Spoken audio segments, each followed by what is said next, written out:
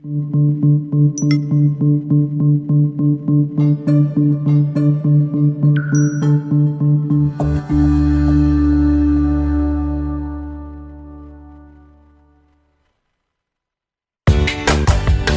to our podcast, Doing It Right. This podcast reveals authentic stories from successful leaders doing it right. It's about their journey to become a leader, their choices, motivations, and lessons. In essence, how they built successful personal brands. Your host is Valerie Sokolosky, author of 8 leadership books and nationally known as an authority on executive presence and personal branding. Let's get started. Here's Valerie. Welcome to the show today, and it's going to be a very different show because I have a gentleman on the show today who's an author of a book called Dementia of the Mind, but Not of the Heart. Gene Vezina is going to share with us his journey of taking his precious wife of 60 years through one of the most horrible diseases that is on the planet, dementia, Alzheimer's. And so it takes someone with strong faith, character, love, and that's what leadership is much about too, isn't it?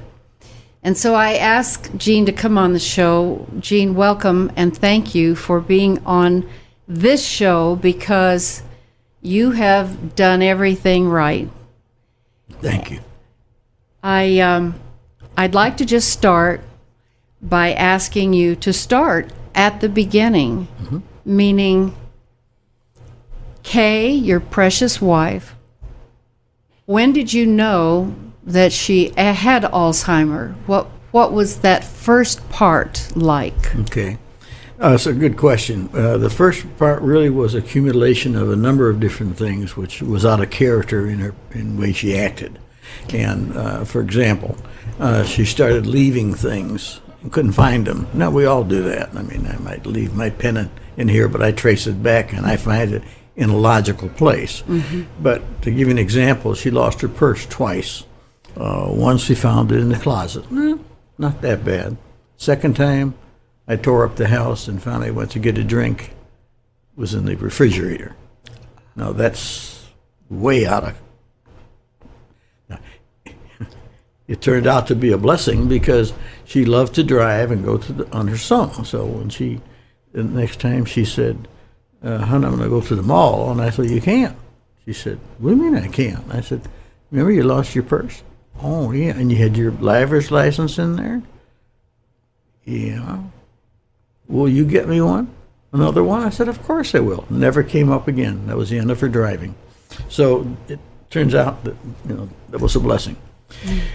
We had reports from girls she loved to play bridge and was very good at it. All of a sudden, she didn't know how many cards to give. And she couldn't bid, couldn't respond to bidding. I don't play bridge much, but I know that's a good part of it. And they were sweet friends of hers, and so they would say, well, and they said, but we still want, I said, no. I'm not going to leave her in that position or for you. So this is the last night I had a party at my house. And so she never played again. We went out for dinner several times. She'd go to the bathroom. She'd go to the men's room, the closest one. So these are all signs that says something's going wrong. Gene, did she know? Did you talk about it? Did she realize she had changed her behavior? No, even though her mother had Alzheimer's. So she didn't recognize that. And I didn't, initially I would say, "Honey, what are you doing?" And she said, "Well, it was the closest one." I said, "Yeah, okay." All of a sudden she can't read. And she started being irritable, which she never was. I brought her to a party we were invited to, which was a lady who loved Kay. She was much younger, but she included Kay in everything she did. And so they had a multiple wedding in a beautiful facility, a country club, multiple birthdays in the family. We weren't there 20 minutes, and she said, I want to go home. Well, that was usually my role. You know, she'd want to stay, and I'd say, honey, come on, I don't stay here any longer. But she wanted to go home. That was the end of it. And so if you had told me that, but those were some of the signs. Just out of character. And then the final one was when she threw a left hook and a right cross at me. Oh. She had never, ever done that. And she made Muhammad Ali very proud. Oh, my God. She'd hit me, she'd have knocked teeth out. And so, all of these coming together then led to, we need to go to a memory care facility, yeah.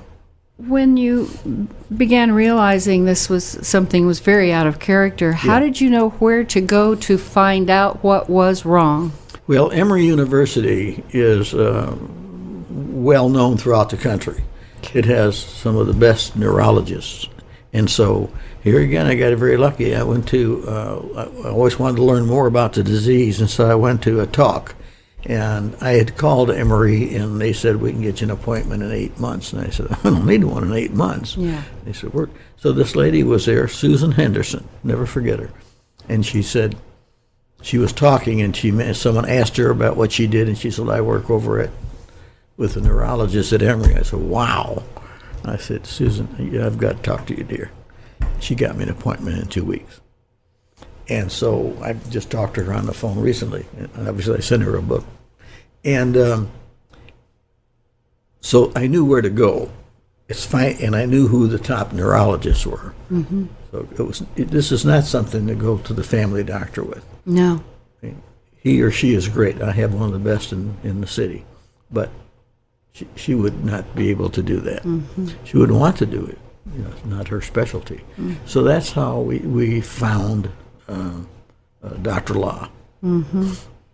And so you realized what the diagnosis was. Yes. Did they help you through what to experience? Did you have any guidance? Yeah, to a degree. I was surprised because when they did the second MRI, and then he just looked Kay in the face and he said, Kay, you have Alzheimer's. Oh, no, really? I thought, gosh, I'd never realized you could handle it that way. She never said a word. Did not say a word. And then we would bring her in for exercises. They would do like this lady she'd say, well, Gene, you just sit there. Okay, I'm going to just walk with Kay and want to watch her gait, see if her gait was okay. And then she'd walk back and she'd say, okay, put your hand on top of my hands and flip them over. And then the one that was, she always did something funny. She said, she was showing her and she said, do this. Kay just looked at her and she did that 4 or 5 times. She says, Kay, do this. Kay reached across and touched her nose. She said, I have never had that happen before. And I said, well, yeah, I never seen anybody like this before. So that taught me some things. You've got to be very, very specific. You can't just say, hand the glass to me, hand that black glass to me, to my right hand. And so that was the kind of things they did over there. We went back about and my daughter went with me in every one of these appointments, which was a blessing. And so we went there maybe 5 or 6 times, and then you're at the point where there's nothing they can do. So when you got to there's nothing we can do... Well, excuse me, they gave medications. There's 3 on the market. None of them worked. None of them worked? For her, made her throw up. Oh, dear. It doesn't mean with everybody, but even if they work, it's for a short period of time. It doesn't cure anything. It doesn't reverse it. It just keeps them at that level. I see. Before they go down more. But with her, she always had a sensitive stomach. So now you're at home. At home. And you are, and that's why there's so much in this book, but you are the caregiver. At the bottom it says, yes, a caregiver's journey. Yes. And you are that caregiver. Yes, ma'am. Gene, what was that like? Well, it was, I went and hired we had something almost every day. There was a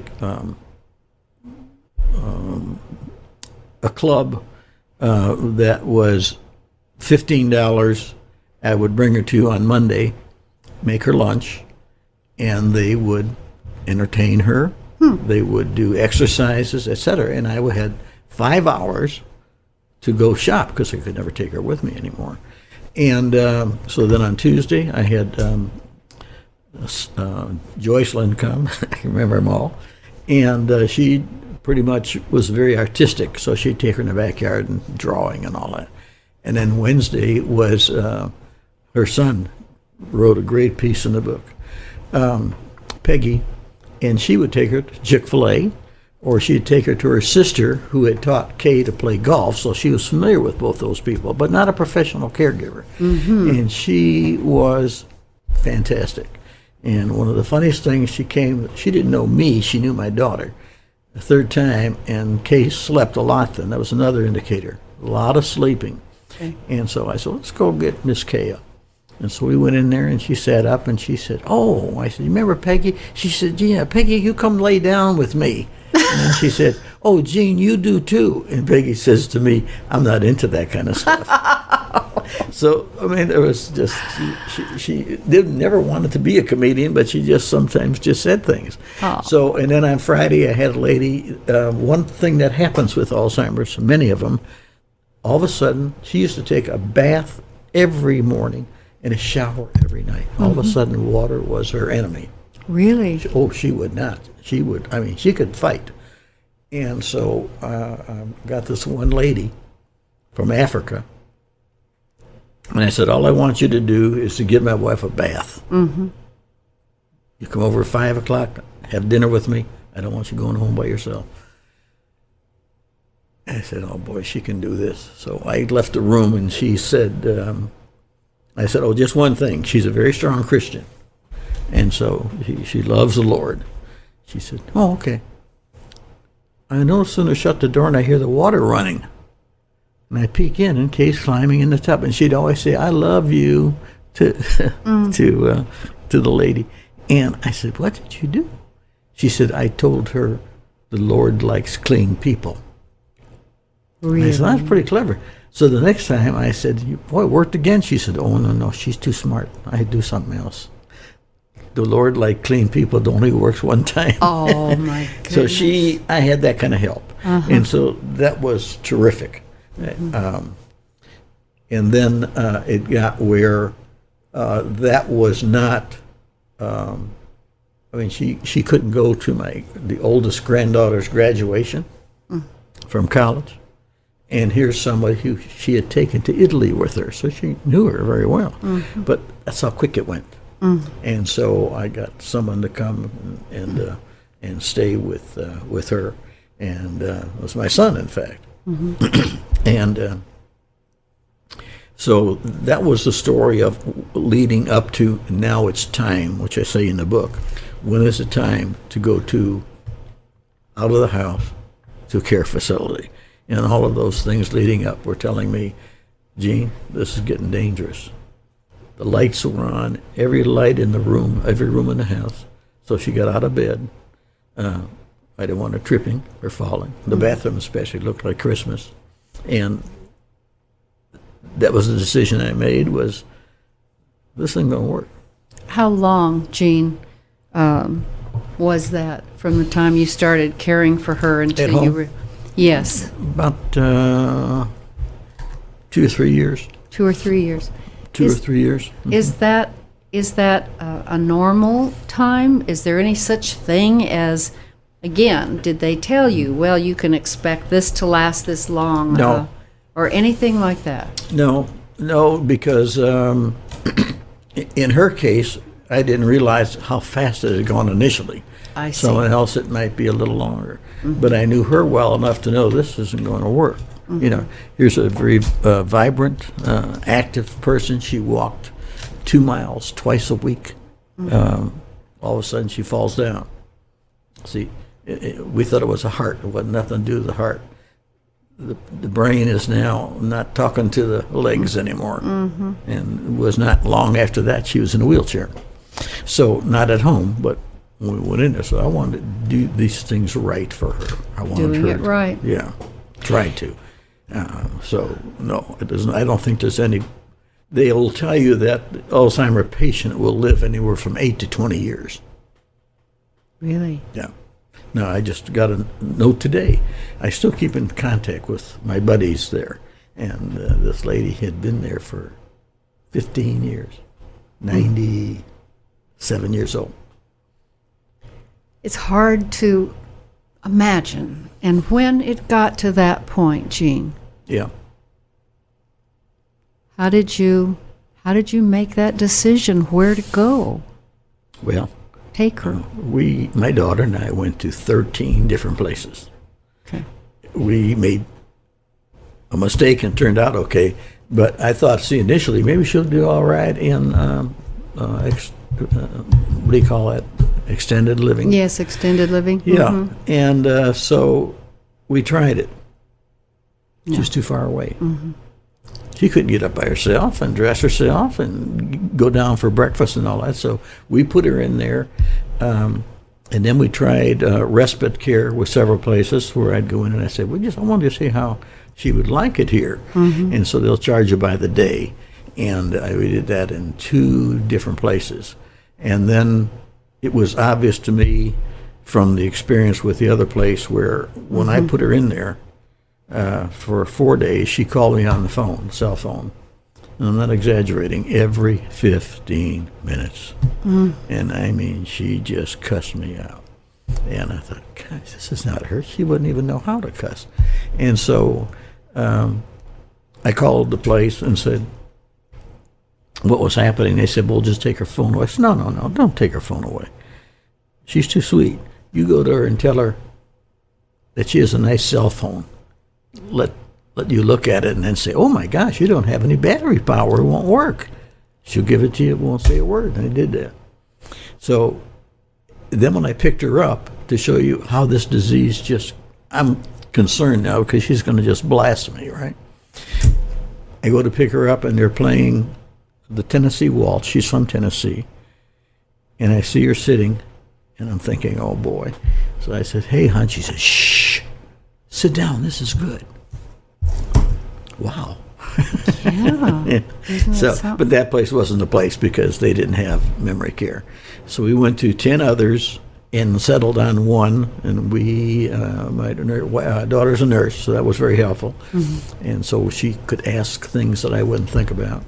And then we checked the room out, told her what we wanted, find out what it cost, because it comes. And I wanted somewhere close enough I could go there every day. And you did. And I did. How often? And I found that place. So we did that. That's how we did it. We just did a thorough search of it. Nobody can do that for you. No. I mean, you can call somebody and say, well, come over and we'll show you the right place, and say, no. Yeah, it's just a small example. When I went in there, you have to bring everything, and that's in the book. You have to bring chair, furniture, whatever you want her to have. Washcloths, wash towels. And when I went in there, they were going to get in. We had just picked a room out, and the guy was starting to paint it beige. I said, what are you doing? He said, all the rooms are beige. I said, not this one. He said, what do you mean? That's all we have. I said, where's Home Depot? He said, well, there's one just down the road. And I knew there was. So I got blue paint. And he said, well, we've never done this. I said, stay with me. You got a brush, you got a roller, right? Does it make any difference what color's on? He laughed. He said, no. Mm-hmm. We had more people when they would bring new people in. It was the only blue room. They would bring them to her room because they thought that was the prettiest room in the building. And I had all the caretakers would come up to me, and when they would take a break, at night, and they would say, Mr. Gene, would you mind if we took our break in your wife's room? In the blue room. Yeah, and that's what they called it. And I said, no. Well, see, I'm thinking, wow, I've got 24-hour surveillance. So, yeah, you can come in here anytime you want. Isn't that our caretaker? So it worked out well. And she was there for just about 5 years. And then she just kept going down and down and down. Mm-hmm. And but that's how you find a care facility. And you come at different times. I noticed one day when I was in there, when we were looking, it had 4 o'clock, special activities. So I said, I'll be here at 3:45.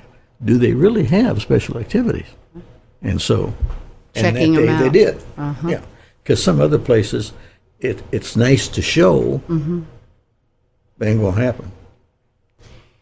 Jean, you thank you for that example all the way through, because I think for me, I'll speak for myself, I don't know what happens, and I have a very special friend who is going through the stages right now. You are kind enough in the book on page 94. It says checklist for moving your loved one to a facility. And then tell us about the poems and finding one. They just were from the heart. I wrote one for her on our wedding night. I wrote one almost every time she turned like 60 or 50 or something like that. And so there was no special, like, I'm going to do one every X. But I just, she's my girl. Can I read just one Sure. of them? I just opened it up, Sure. so I haven't even read it yet, but we'll see.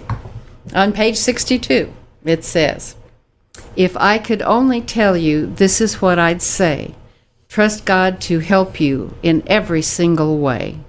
Let Him give you strength in everything we do, and let us often say, I'll always love you." Mm-hmm. How many poems have you written, do you think? Do you know?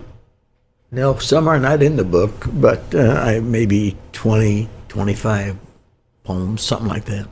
You may have a new career. I know. Speaking of career, Yeah. you were in pharmaceutical sales Yes, ma'am. for a long time. 37 years. And you retired from that. Mm-hmm. And then in the book, there's a great story about Chick-fil-A Yeah.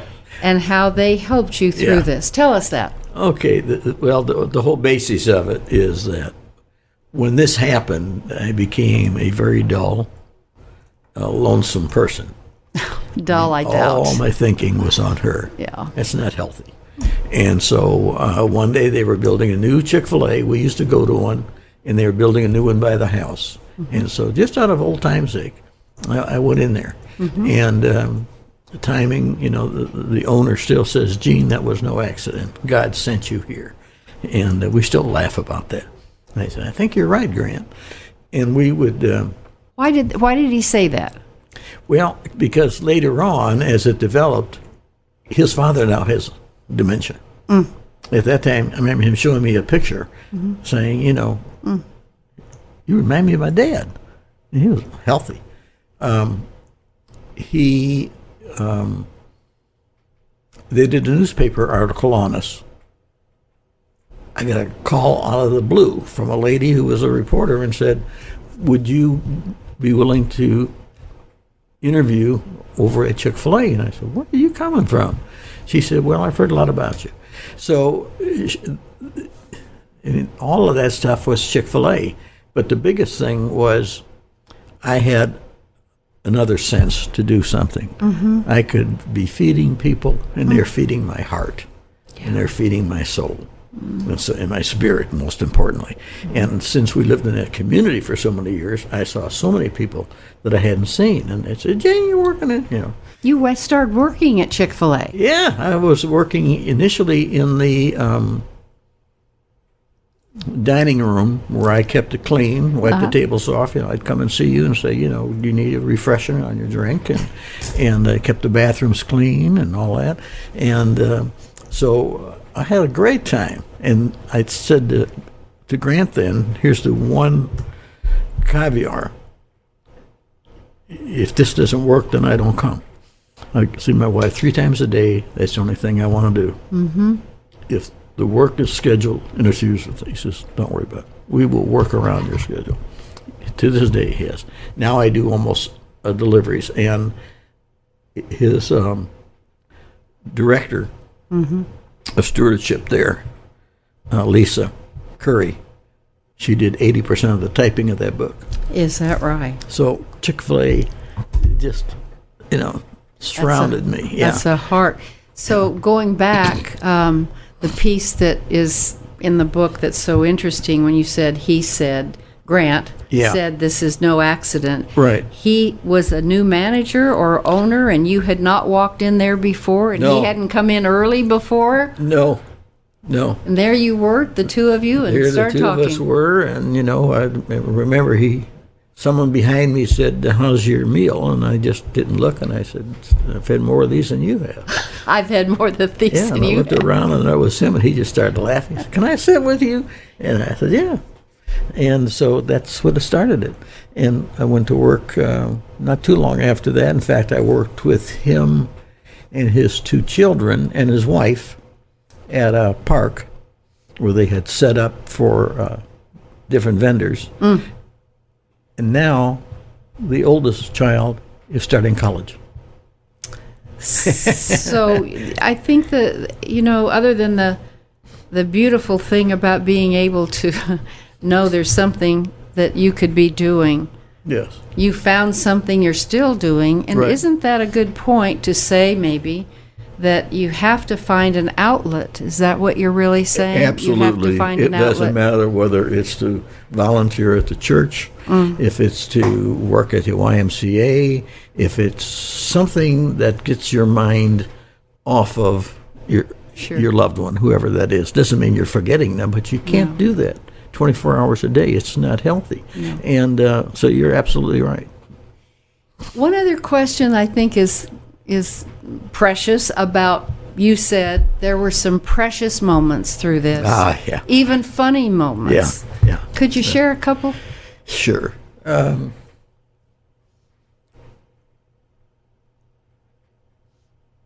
Some are not. This is not so funny, but it just,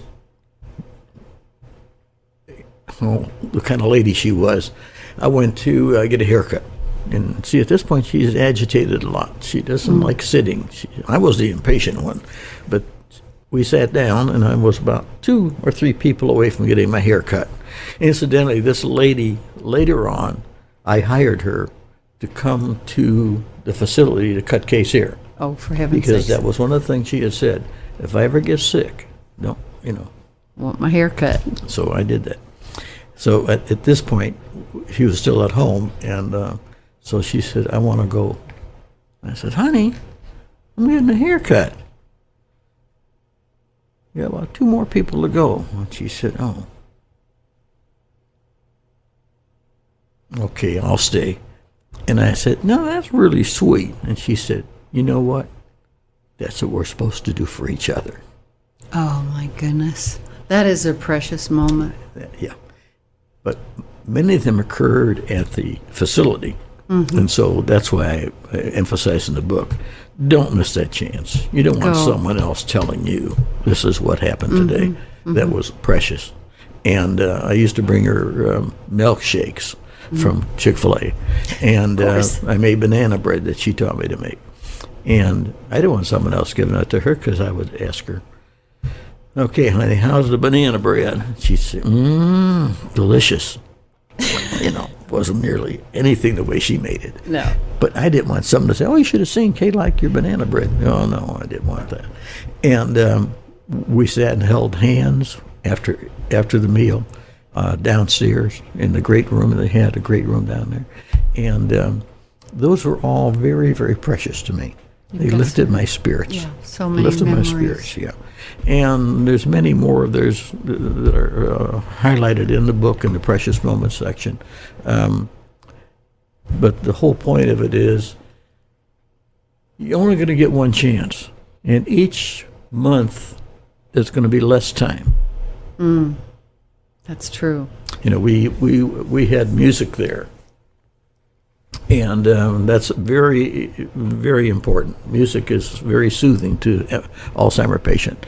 It's one of the last things to go. And she played the accordion when she was young, so it was, But when when she was okay, we entered the Georgia Senior Olympics, and we won the first place in the fast dance contest. So, Really? Yeah, it was fun. So here we are sitting, and this little band that came in plays the song, In the Mood. And so I thought, wow, that's great. And here she can hardly talk. She's in a wheelchair. She puts her hand on my lap and she said, "I'm so sorry." And what she meant was, I know we would be dancing and you would love to. I can't. So I got up and danced with her with a wheelchair. Went all over the place. Yeah, like a nut. Like a nut. So that was another case of special moments. The director there, Bridget, of the memory care, was very, very sweet, did a very nice job. And I took her to a special breakfast one morning. We came back, and in there, her observations was very, very special for me, about how we looked at each other and all that kind of stuff, Things that a woman would know that a man wouldn't even pay attention to. So there was numerous ones like that. And those are most of them so from her. There were some from other people, but mostly from her. Yeah. And we live with our memories. Gene, what a special time together. And people have, I know you have this other book that are letters that Yes. people have read the book and sent him letters. So it's just a precious book. And Thank you. if people want to get this book, could you share with us? I think it's on the screen. Oh, there it is. Okay. www.perimeter.org/bookstore. And so this is That is not it. Go ahead. It's a bookstore in a church in where? Alabama? Atlanta. Atlanta? Yes, ma'am. So it's not on Amazon. It's not in the bookstores. No. That's where you can it's, get it's it. from me and that bookstore. They put it in. I think I told you they usually don't, but they all read it and they loved it, and so they And called it's me selling. and said, we want 10 of those. So I wanted to use them as a source. And Gene, I don't know of any other book that's like this. And so it's a journey. It's your story. It's precious. It's a love story of 60 years. And the thing about this kind of a book, I think, is that it's your story. It's from the heart, and that's why it's called Dementia of the Mind, but not of the Heart. Right. So, sir, thank you. God bless you. Thank you for sharing such wonderful stories, and thank you all for listening. I know there are many of you out there who have loved ones or friends, as I do, going through this, and to have something like this that we can look at and say, just take the time and read a very sweet, kind book that gives a lot of good insights, good information, and also some things to do and how to be from the heart. And isn't that what life is about? Yeah. So thank you very much, Gene. You're very kind. I hope that you'll continue to watch the podcast. I will. I guarantee you better. that. Yeah. So until next time, thanks so much. Stay authentic, and we'll talk to you next week. Bye for now. Thanks for listening. To receive Valerie's voice, free monthly leadership tips, and to learn more about her leadership programs and coaching, visit her website, valerieandcompany.com. Next week, we'll be here again to inspire, engage, and equip you with teachable points of view from successful leaders who have been doing it right. Until then, lead authentically.